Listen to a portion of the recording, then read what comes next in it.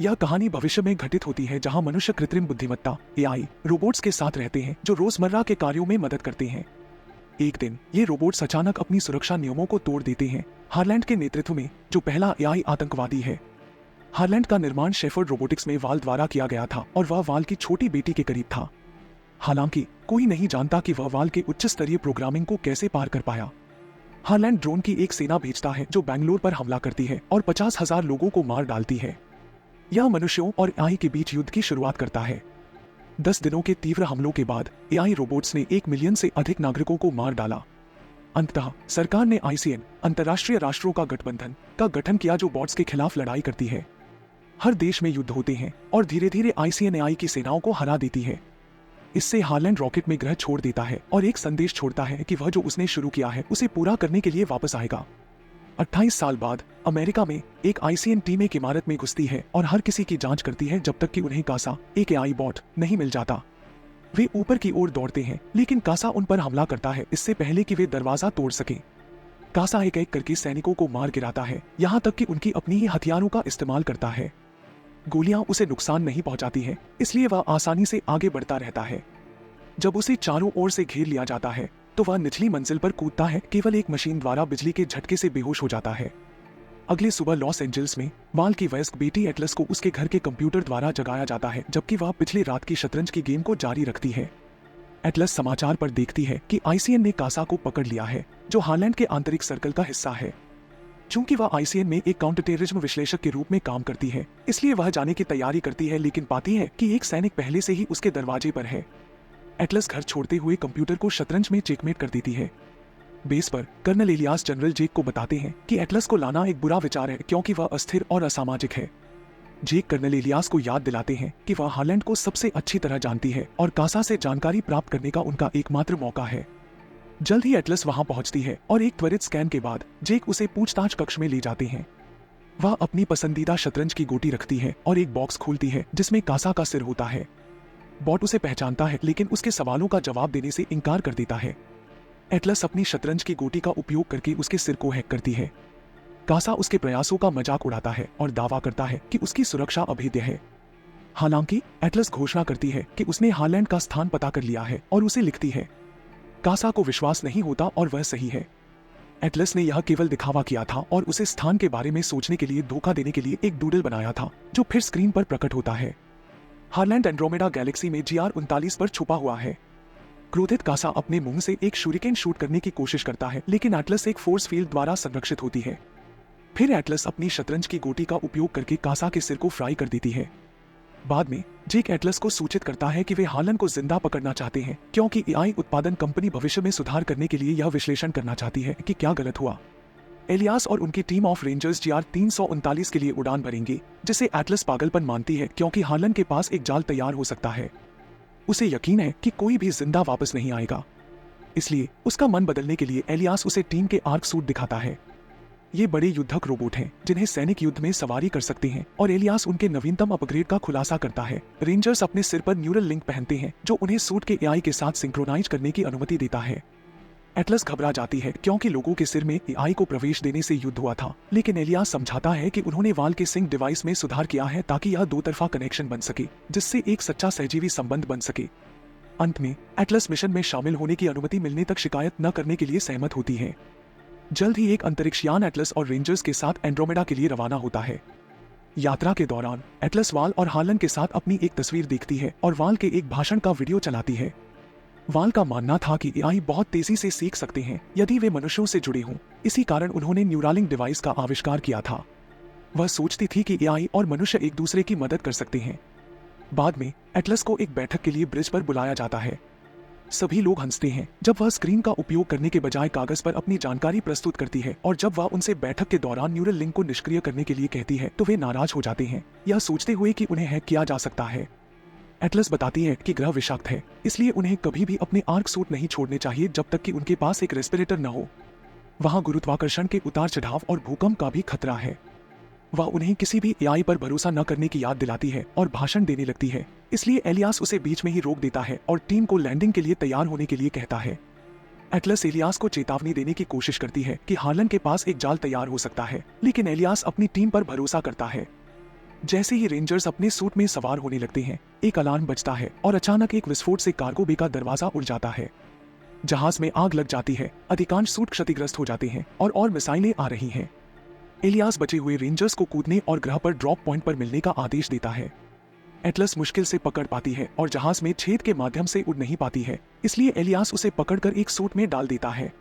जब वह उसे इसे कैसे उपयोग करना समझाने की कोशिश करता है तो एक और विस्फोट होता है और एटलस का सूट भी ग्रह पर गिर जाता है। जैसे ही सूट गिरता है, एटलस जहाज को टूटते हुए देखती है और कुछ टुकड़े उसके आर्क से टकराते हैं। जब वह ग्रह के करीब पहुंचती है तो वह देखती है कि रेंजर्स हार्लन के ड्रोन से लड़ रहे हैं और जबकि वे कुछ को मार गिराने में सफल होते हैं, वे अभी भी आसानी से पराजित हो जाते हैं।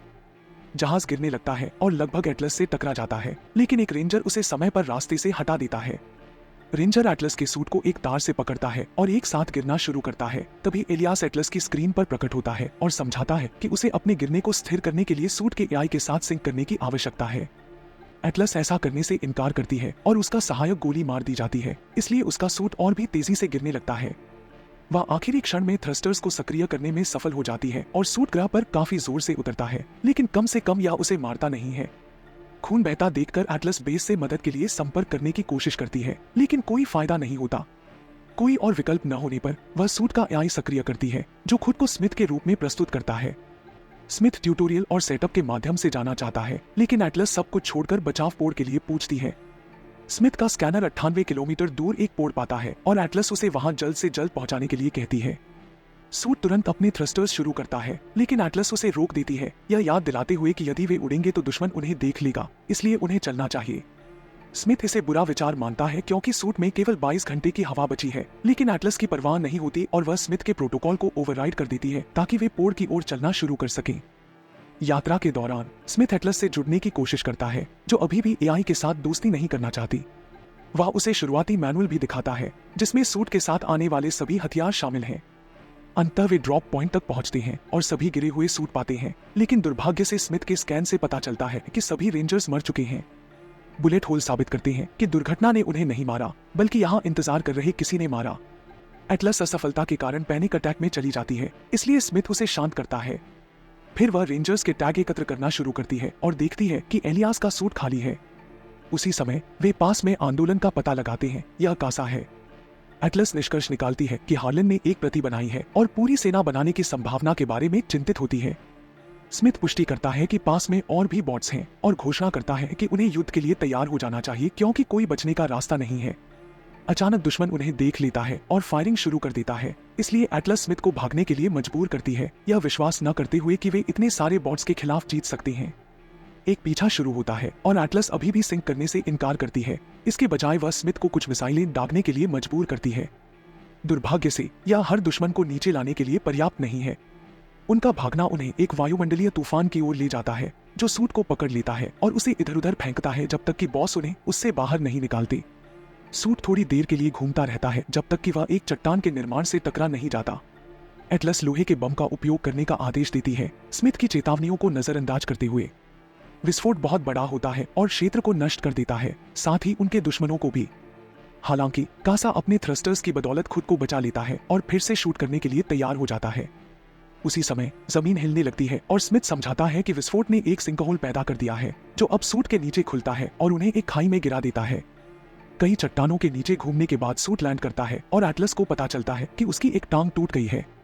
स्मिथ तुरंत घाव का इलाज शुरू करता है, एटलस को दर्द से चिल्लाते हुए उसकी चोट को एक छोटी धातु प्लेट से ढकता है। फिर स्मिथ उसे एक मील क्यूब देता है जो उसकी रिकवरी के लिए पोषक तत्व प्रदान कर सकता है, जो एटलस को डॉक्टर द्वारा लॉलीपॉप देने की याद दिलाता है। उनके जीवित रहने की संभावना बहुत कम होती है और उन्हें सुधारने का एकमात्र तरीका सिंक्रोनाइजेशन होता है। एटलस अनिच्छा से सहमत हो जाती है और डिवाइस पहनती है। इस बीच कासा मलबे से बाहर आता है और स्थिति की सूचना देने के लिए हार्लन को कॉल करता है। फोन काटने के बाद हार्लन पृथ्वी के सुरक्षात्मक क्षेत्र के पासवर्ड निकालने के लिए एलियास को यातना देना जारी रखता है। कुछ समय बाद एटलस अभी भी सिंक करने में असफल होती है और स्मिथ समझाता है कि समस्या एटलस है क्योंकि वह उस पर विश्वास करने से इनकार करती है। वह फिर से ट्यूटोरियल के माध्यम से जाने का फैसला करता है, जिसमें एटलस से कुछ मूर्खतापूर्ण सवाल पूछे जाते हैं, जैसे पाई या केक, ताकि एक बंधन बनाया जा सके। स्मिथ जानना चाहता है कि एटलस इतनी बुरी तरह से क्यों लड़ना चाहती है, इसलिए वह अपने बचपन की यादों को फिर से देखती है, जिसमें हार्लन और वाल शामिल हैं, जो एक महान वैज्ञानिक थी लेकिन एक भयानक माँ भी थी। इस तरह की यादें सिंक को रोक रही हैं और स्मिथ उसे शांत करने के लिए कुछ हल्के आवेगों का उपयोग करने की पेशकश करता है। वे सतह से 4989 फीट नीचे होते हैं। वे सतह पर लौटते हैं। एटलस तेजी से अपनी क्षमताओं का उपयोग करना सीखती है, लेकिन स्मिथ अभी भी सोचता है कि उनके पक्ष में संभावनाएं नहीं है और दुश्मन ने उन्हें ढूंढ लिया है। हालांकि स्मिथ एटलस के साथ अपने सिंक के लिए धन्यवाद सुधार करना सीख गया है, इसलिए वह सूट के शील्ड और हथियारों का बहुत ही चतुर तरीके से उपयोग करता है जो उन्हें कई बॉट्स को नीचे लाने में मदद करता है। उसी समय एटलस बचाव को देखती है और स्मिथ को उसकी ओर चलने के लिए मजबूर करती है और वे सूट को अंतिम हमले के लिए तैयार कर लेते हैं। वे दुश्मन की ओर उड़ते हैं और ड्रोन के माध्यम से अपना रास्ता बनाते हैं। कर्नल एलियास आखिरी बड़े बॉट को उड़ाने के लिए आत्मविनाश अनुक्रम को सक्रिय करता है, जबकि वह विस्फोट के बाद कूदती है। एटलस हार्लन को पास आते देखती है और उसे गोली मार देती है। हार्लन उसे बंद करने की पेशकश करता है, लेकिन स्मिथ जाने देने से इनकार करता है। सब कुछ खत्म होने के बाद एटलस मलबे से बाहर आती है और स्मिथ के होलोग्राम से मिलती है, जो उसे एआई से अधिक बनने की अनुमति देने के लिए धन्यवाद देता है। फिर वह गायब हो जाता है, जबकि एटलस बेस की ओर चलती है जहां अन्य सैनिक उसकी प्रतीक्षा कर रहे हैं। अंततः वह अपना मिशन पूरा कर लेती है और फिल्म समाप्त हो जाती है।